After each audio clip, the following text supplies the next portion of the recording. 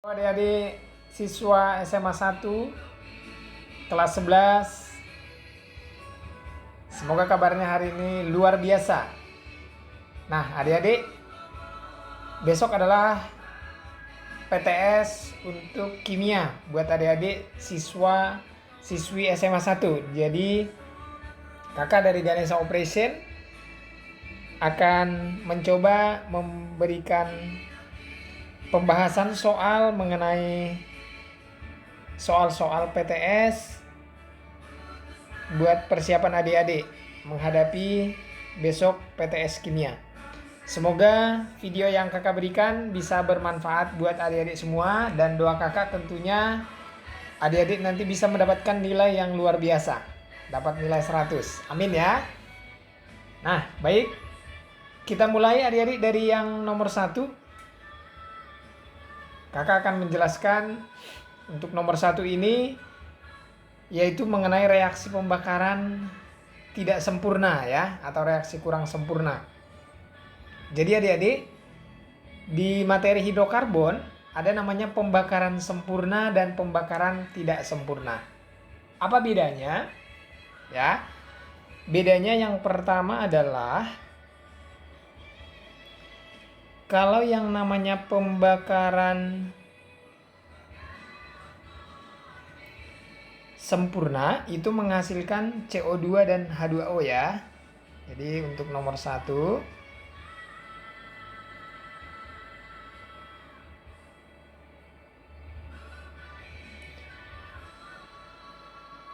nah, kakak buat yang pertama, pembakaran sempurna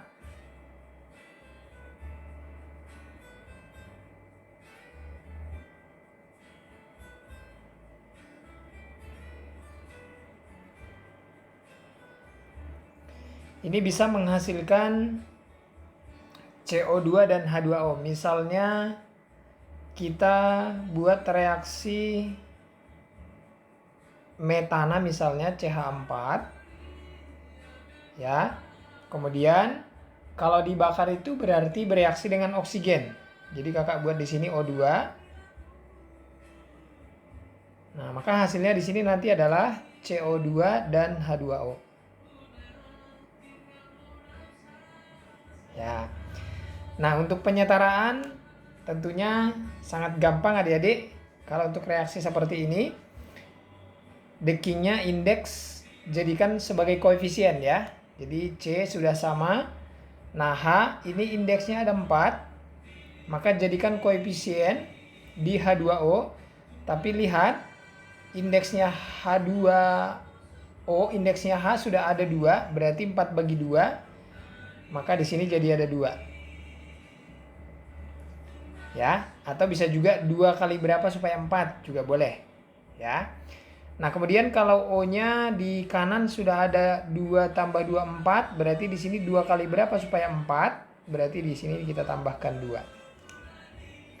Nah inilah contoh pembakaran sempurna ya.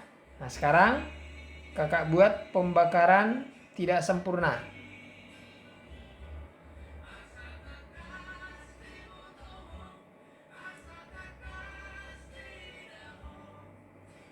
Pembakaran tidak sempurna atau kurang sempurna.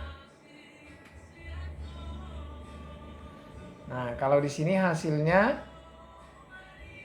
bisa kita bandingkan, reaksinya tetap CH4 ditambah O2. Nah, maka di sini nanti hasilnya itu CO ya. Ada C, ada CO dan CO2 dan H2O.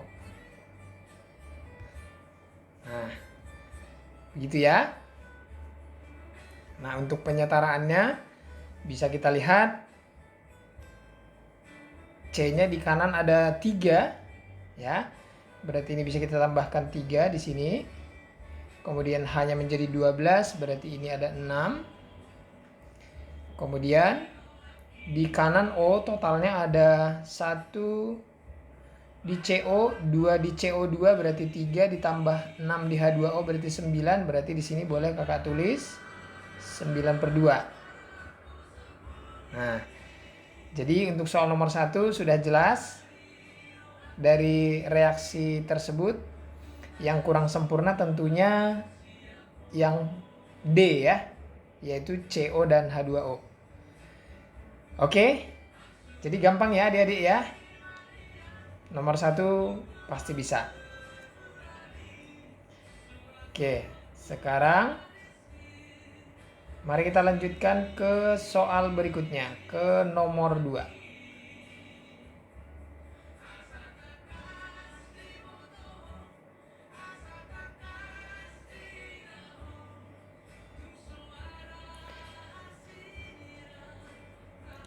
Nomor 2, gas CO dapat mencemari udara dan bersifat racun. Hal ini disebabkan oleh,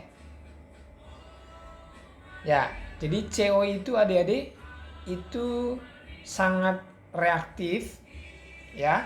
Ketika kita hirup dia sangat mudah bereaksi dengan yang namanya Hb. Ya, sehingga mengakibatkan kalau darah kita sudah mengikat Hb, kemampuan mengikat oksigen itu jadi sudah tidak ada. Otomatis kalau darah kita tidak mengandung oksigen, maka bisa menyebabkan kematian ya. Jadi untuk nomor 2 ini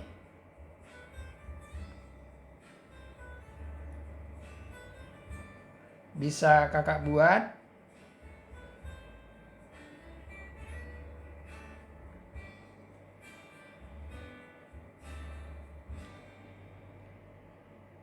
karbon monoksida ya, itu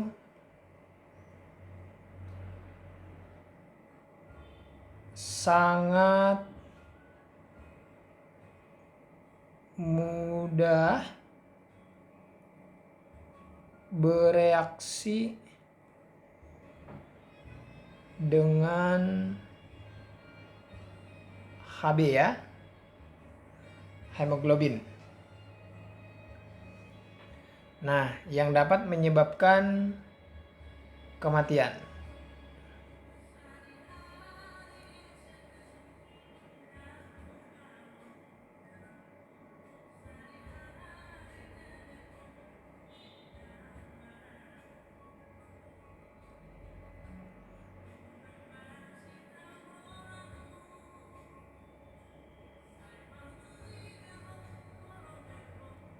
Oke.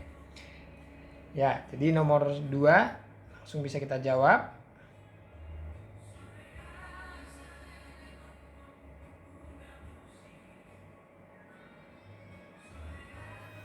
Yaitu kalau yang A, gas CO dapat berikatan dengan Hb, betul ya.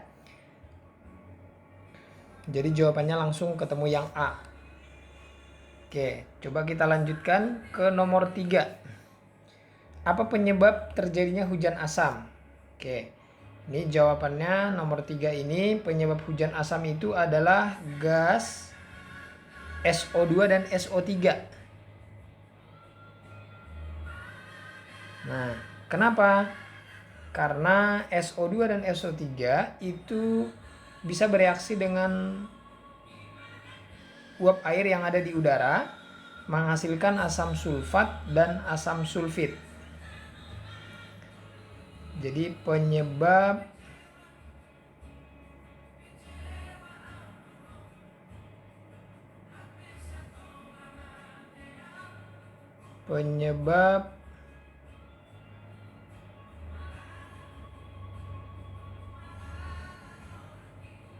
hujan asam itu adalah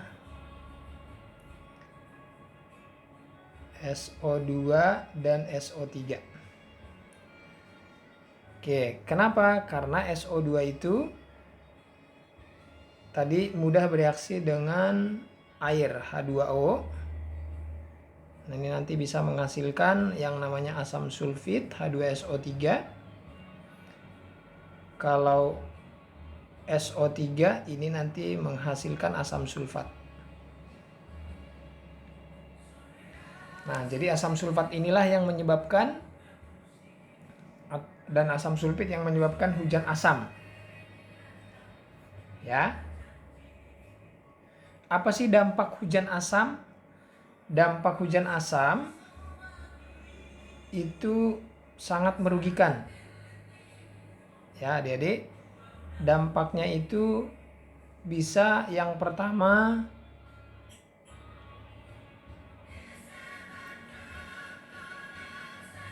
merusak tanaman. Wah, itu kalau kita tahulah kalau asam sulfat itu kena tanaman kan langsung hangus ya. Bahkan kena kulit kita bisa melepuh.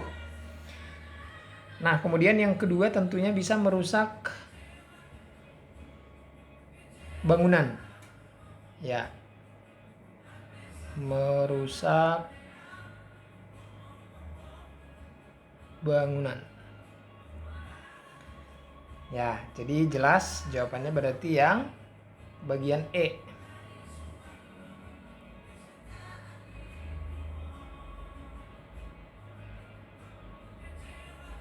Nah, itulah nomor 3. Sekarang lanjut nomor 4. Nomor 4, coba kita lihat. Senyawa NO dan NO2 tidak beracun, namun dapat menyebabkan pencemaran udara. Hal ini disebabkan oleh, nah, jadi kalau NO ini, nitrogen monoksida, itu bisa bereaksi dengan pencemar lain yang bisa menyebabkan iritasi dan smoke ya, atau kabut. Nah, jadi nomor 4.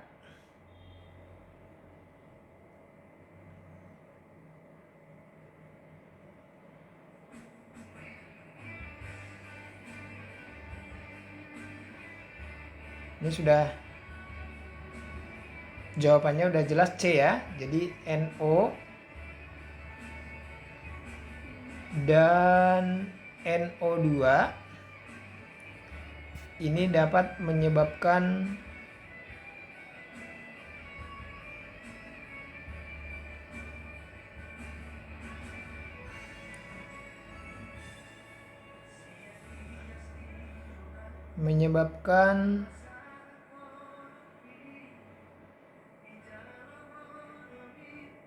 iritasi dan kabut.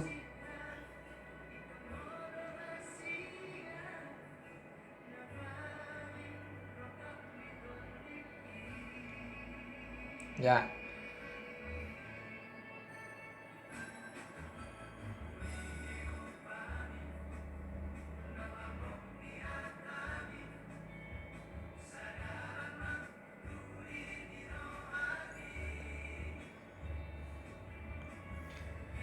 Oke.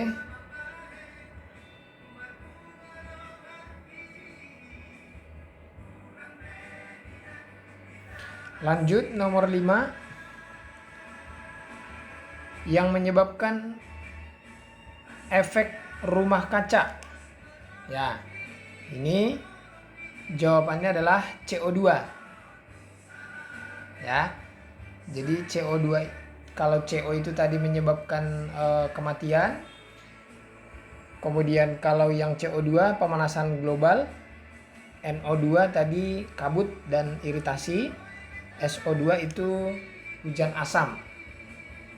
Ya.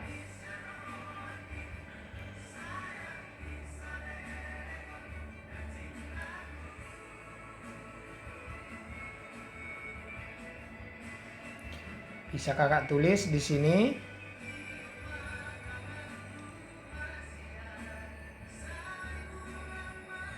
Penyebab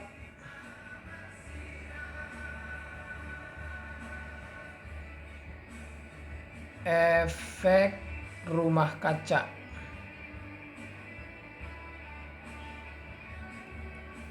Nah, itu adalah karbon dioksida, CO2.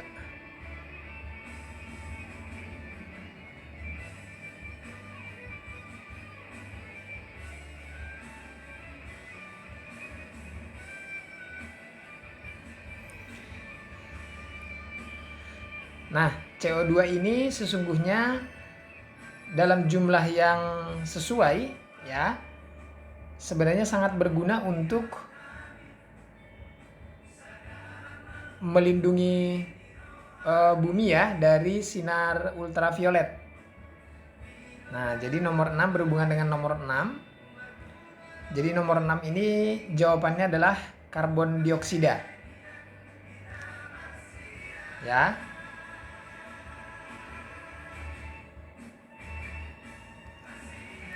Oke.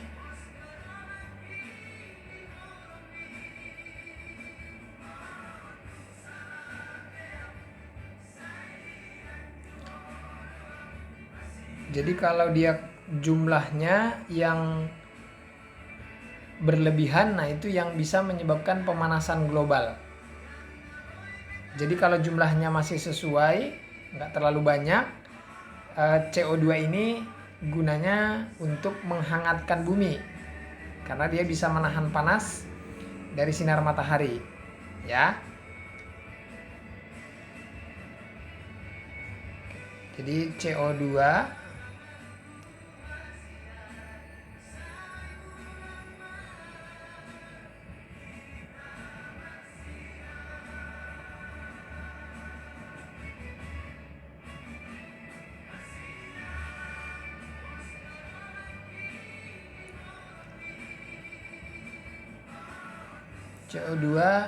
itu dapat melindungi bumi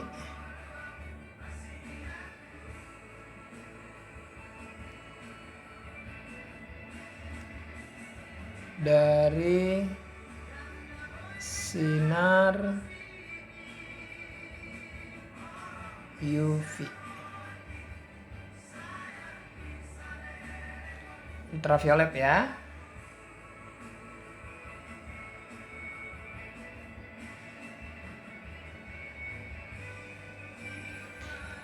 Oke, lanjut lagi nomor 7. Emisi hasil pembakaran bahan bakar fosil yang merupakan polutan dan merusak bangunan dan hutan adalah. Nah, ini tadi sudah kita bahas di nomor sebelumnya, yaitu hujan asam. Ya, jadi jawabannya adalah sulfur dioksida untuk nomor 7. Kemudian nomor 8, gas yang menyebabkan pengikatan oksigen dalam darah terganggu. Karena gas ini mudah berikatan dengan Hb darah, berarti adalah karbon monoksida. Oke. Nomor 9, salah satu efek akibat jumlah gas karbon monoksida yang berlebihan di udara. Nah, itu menyebabkan, nah ini jawabannya pingsan hingga kematian. Ya. Nomor 10, usaha yang dilakukan untuk mencegah terjadinya pemanasan global. Nah, ini ada 4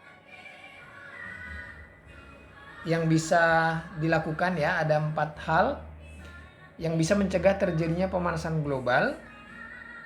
Yang pertama adalah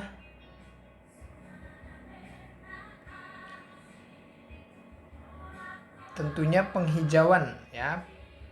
Jadi menanam banyak pohon. Ya. Itu bisa mencegah. Pencegahan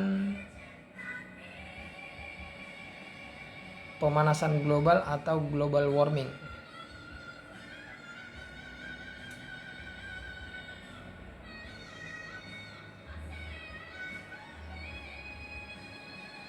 Yang pertama tadi sudah reboisasi atau penghijauan kembali.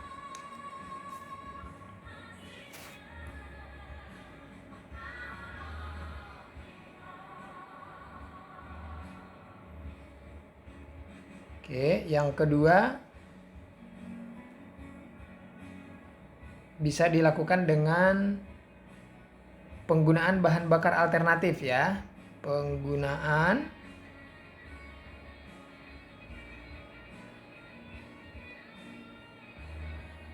bahan bakar alternatif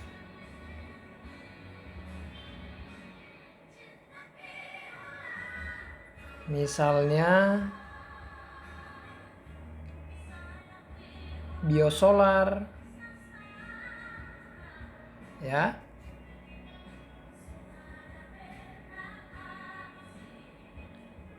dan lain-lain. Berikutnya untuk nomor 3 itu penggunaan EVI. Apa tuh EVI? EVI itu Electronic Fuel Injection.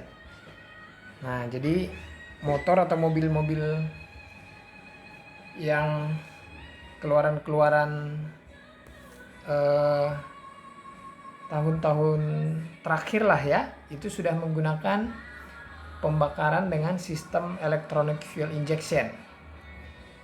Nah, kemudian yang keempat ada namanya penggunaan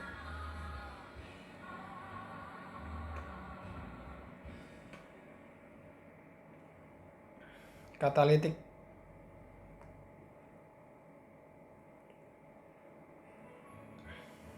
converter ya.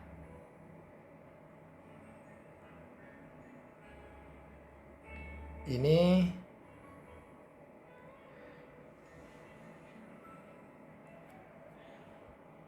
yang sering digunakan di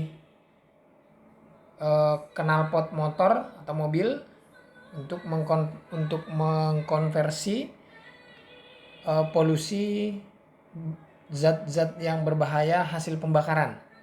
Nah, jadi bisa disaring di bagian catalytic converter ini. Nah, jadi kalau kita lihat nomor 10 yang muncul di situ adalah menggunakan bahan bakar alternatif. Jadi jawabannya adalah yang D.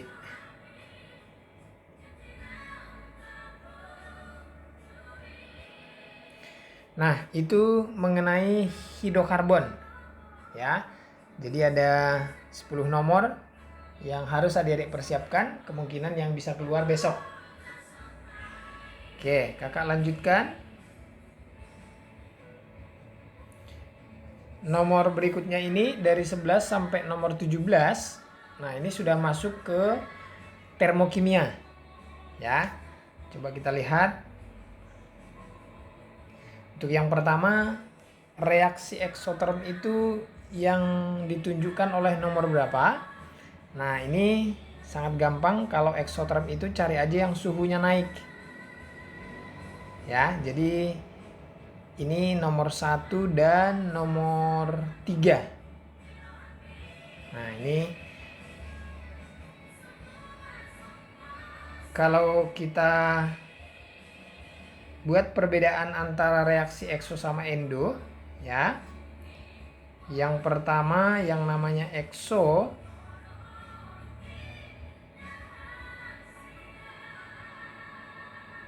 eksoterm itu berarti dia melepas kalor ya. Jadi ini melepas kalor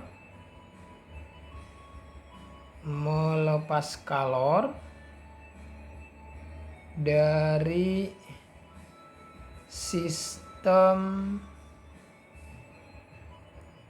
kelingkungan. Dari sistem kelingkungan. Nah, kalau endo berarti kebalikannya. Nah, jadi di sini T2-nya di situ adalah suhu akhir atau suhu lingkungan. Jadi karena lingkungan itu menerima panas, maka suhunya di situ cari yang naik, yang lebih tinggi dibandingkan T1. Nah, itu pengertian dari eksoterm ya. Oke, kemudian nomor 11 berarti jawabannya 1 dan 3. Coba kita lanjut lagi.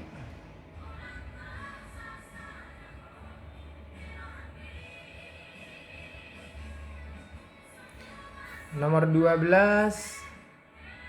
Nah, ini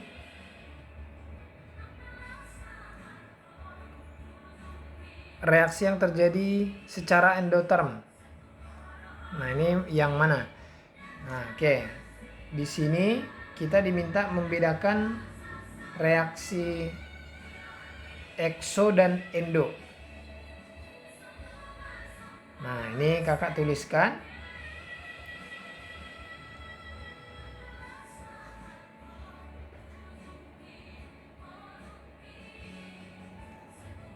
Jadi jenis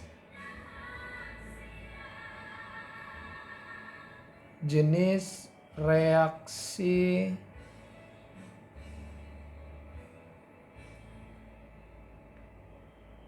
endoterm. Ya. Kalau pembakaran itu udah pasti eksoterm ya. Nah, kalau nomor 2 itu peristiwa pencairan dari padat ke cair, liquid. Nah, itu pasti menyerap panas. Jadi nomor 1 es mencair.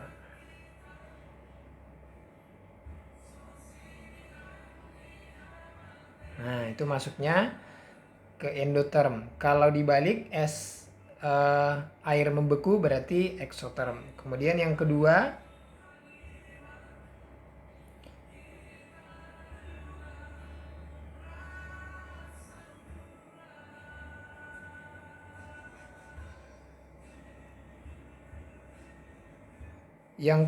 adalah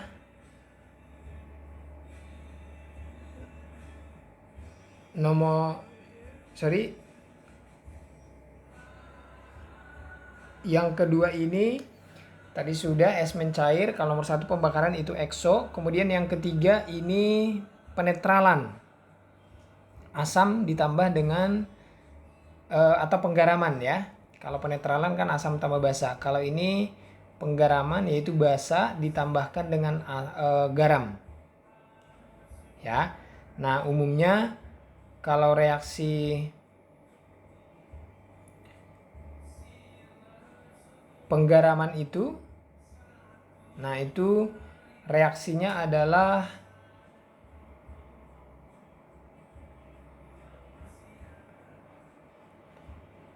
endoterm ya. Nah, jadi ini nomor 2 tadi endo, nomor 3 juga endo. Nah, kalau nomor 4 itu sama dengan nomor 1 pembakaran. Nah, kalau nomor 5 pelarutan. Kalau basa kita masukkan ke dalam air itu menjadi aquos. Nah, itu gelasnya itu biasanya panas. Nah, itu pelarutan itu masuknya ke eksoterm. Nah, maka jawaban yang paling tepat di sini itu adalah 2 dan 3. Ya.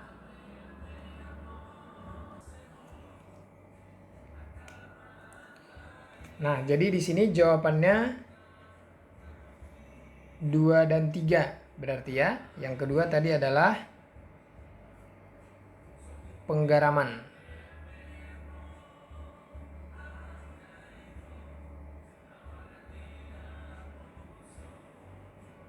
Oke.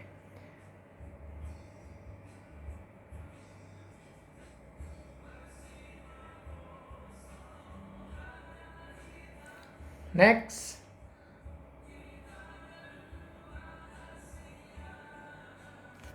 Ya.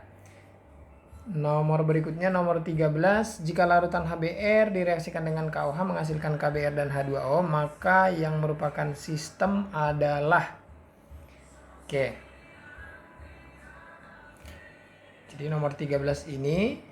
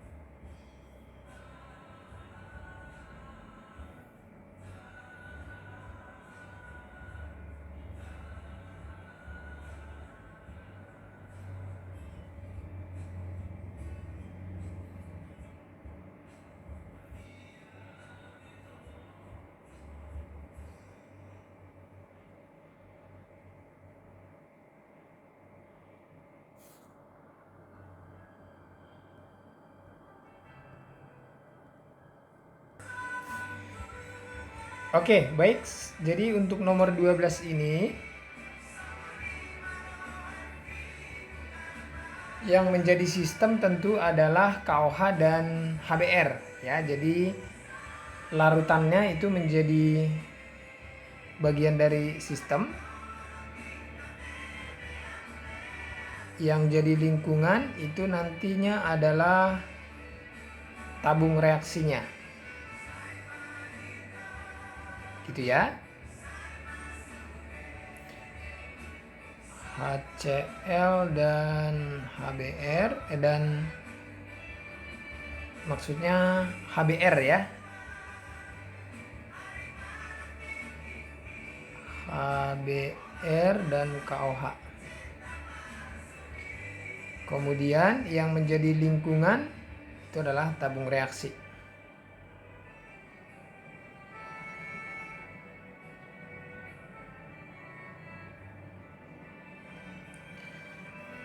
Oke.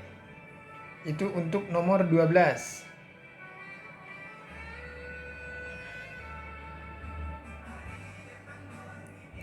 Lanjut nomor 13, berdasarkan bagian di bawah ini maka jenis tersebut merupakan reaksi apa? Nah,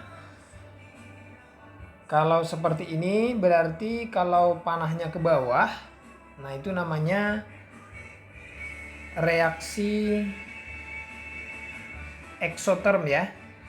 Dari mana kita tahu?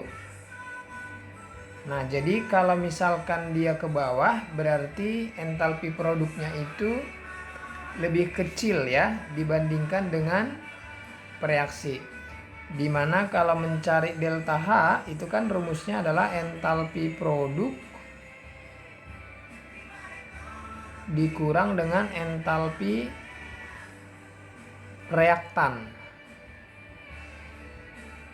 Nah, karena produk lebih besar,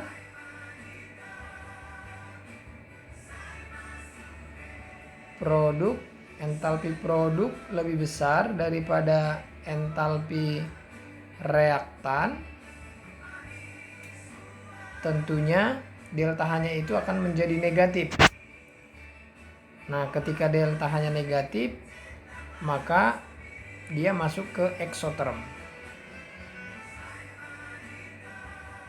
Jadi merupakan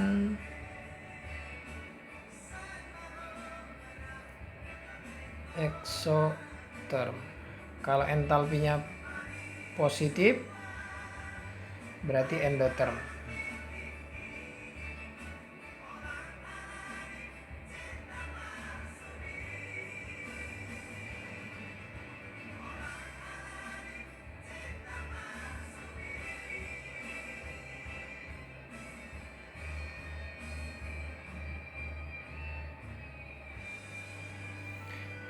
Oke. Jadi di sini jawabannya adalah yang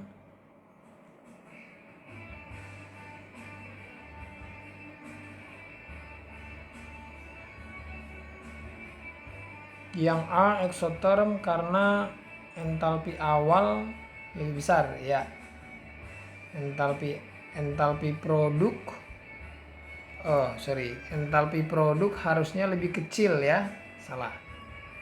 Harusnya entalpi produk itu lebih kecil dibandingkan reaktan karena rumusnya produk dikurang reaktan, yang kecil kurang besar berarti jadinya negatif. Nah, itulah nomor 14. Dari optionnya kalau kita perhatikan yang ekso itu ada di A, D, dan E. Kalau yang A salah karena entalpinya positif, berarti jawabannya yang D, eksoterm entalpi awal lebih besar daripada akhir, delta H-nya negatif.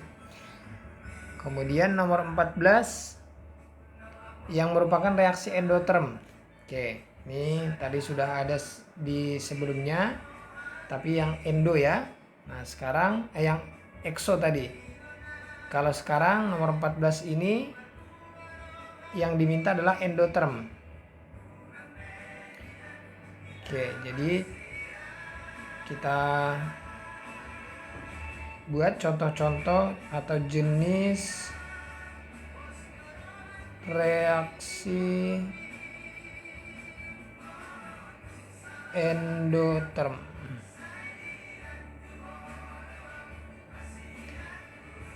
Nah, misalnya tadi sudah ada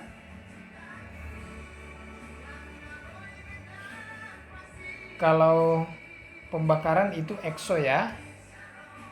Fotosintesis itu endo. Jadi di sini bisa kita buat fotosintesis, bisa fotosintesis. Kemudian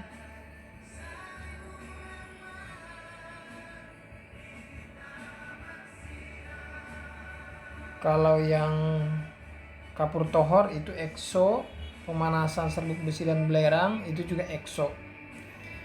Nah, kalau yang lain es mencair tadi sudah ya. Es mencair itu masuk. Kemudian pengeringan pakaian. Nah, ini nanti ada di soal-soal yang lain. Itu masuknya ke endoterm.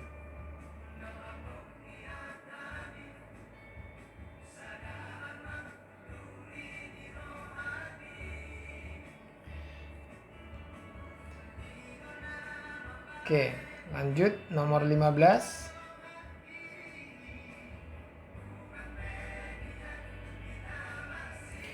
Nomor 15, pernyataan yang benar dari reaksi di atas adalah, nah ini menjelaskan tentang persamaan termokimia ya. Nah, ini namanya kalau reaksi dengan oksigen itu berarti pembakaran. Nah, kalau kita perhatikan ada 2C2H6. Ingat, kalau dalam persamaan termokimia berlaku koefisien sebagai mol. Dalam persamaan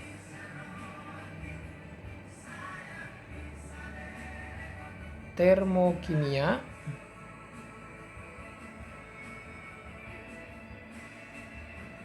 koefisien itu sebagai mol. Nah, maka dari persamaan termokimia tersebut bisa kita buat kesimpulan bahwa pembakaran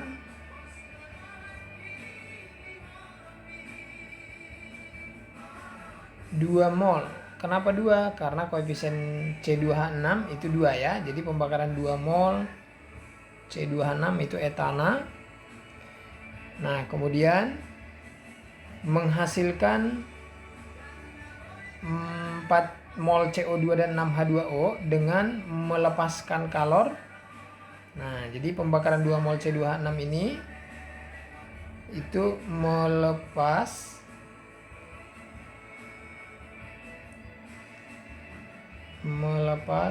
kalor sebesar, nah baru kita masukkan angkanya. 2 mol itu yaitu 3083 kilojoule. Nah, maka kalau 2 mol sama dengan 3083 ya. Tentunya kalau 1 mol berarti dibagi 2 yang 3083 jadi 1541,5 kilojoule. Ya, jadi nomor 15 ini jawabannya adalah yang E.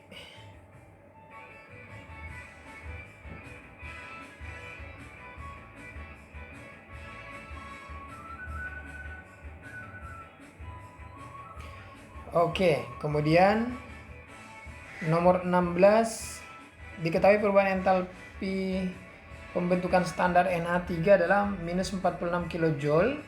Penulisan persamaan termokimia yang sesuai adalah, oke, jadi nomor 16 ini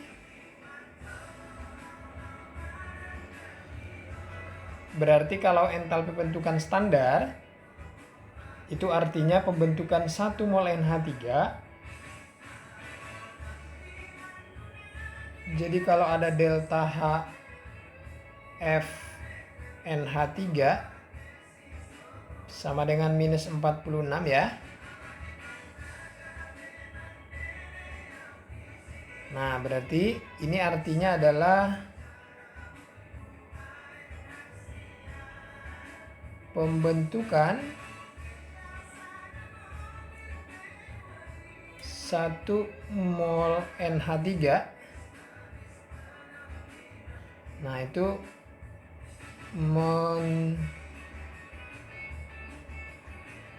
Nah, ini hati-hati ya, pembentukan 1 mol NH3 jangan lupa dari garis bawahi dari unsur-unsurnya, unsurnya. Itu bisa melepas kalor 46 kilojoule. Nah, maka reaksinya itu bisa kita buat unsur dari NH3 itu ada N2 dan H2 menjadi 2NH3. Menjadi NH3 maksudnya.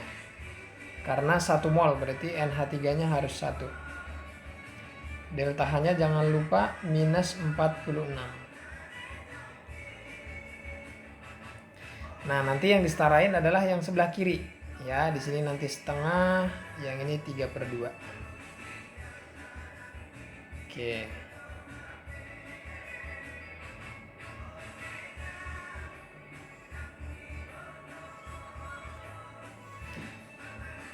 Oke, itu namanya entalpi pembentukan.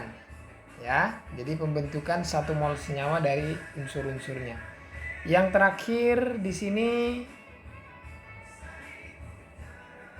menentukan delta HF standar, delta H derajat, delta HD itu maksudnya penguraian, dan delta HC pembakaran. Oke. Nah, tadi sudah ada kalau pembentukan itu berarti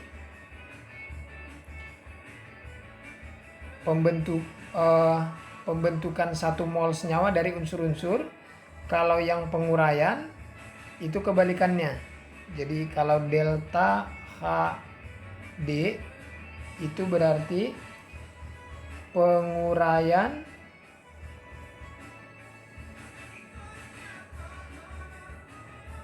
satu mol senyawa menjadi unsur-unsurnya.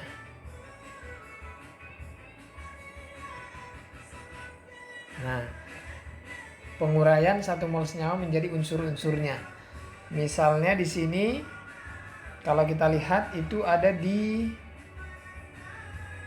NaCl boleh dan NO ya. Nah, jadi contohnya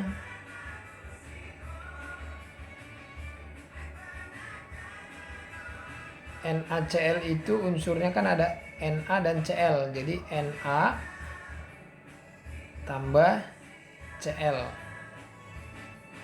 Nah, di situ delta H-nya ada diketahui ya. Delta H-nya adalah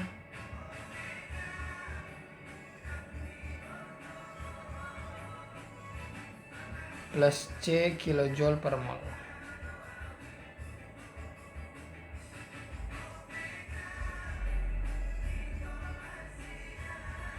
Nah, kalau Cl itu ditulisnya Cl2, jadi unsur diatomik. Misalnya kalau H, H2, kalau O, O2. Nah, itu namanya unsur-unsur diatomik. Makanya NO itu kalau kita perhatikan N2 dan O2 ya ditulis ya. Nah, itu termasuk kepada penguraian. Nah, kalau pembakaran gimana? Kalau pembakaran tadi sudah ada bahwa kalau yang namanya pembakaran berarti reaksi dengan O2. Jadi nomor 1, nah itu termasuk pembakaran standar, yaitu C3H8 ya. Nah, termasuk juga nomor 5 itu entalpi pembakaran standar untuk H2. Nah, jadi untuk nomor 1 itu namanya entalpi standar pembakaran C3H8. Kalau yang nomor 2 itu entalpi pembakaran standar CH3OH. Kenapa kakak tulis standar? Karena dia 1 mol ya. Kalau yang ketiga itu entalpi pembakaran standar untuk entalpi penguraian standar maksudnya ya, NaCl. Yang keempat itu adalah entalpi penguraian standar dari NO. Dan yang kelima, nah yang kelima ini unik nih. Bisa kita sebut entalpi pembakaran untuk H2 atau ya, entalpi boleh juga entalpi pembentukan dari H2O. Nah, gitu. Ya. Nah, jadi jelas jawabannya kalau yang ditanya delta HF, delta HD, dan delta HC. Kalau nomor 1 delta HC salah. Berarti harusnya ini nomor 5 pastinya di depan, jadi 5, 3, 2, 1.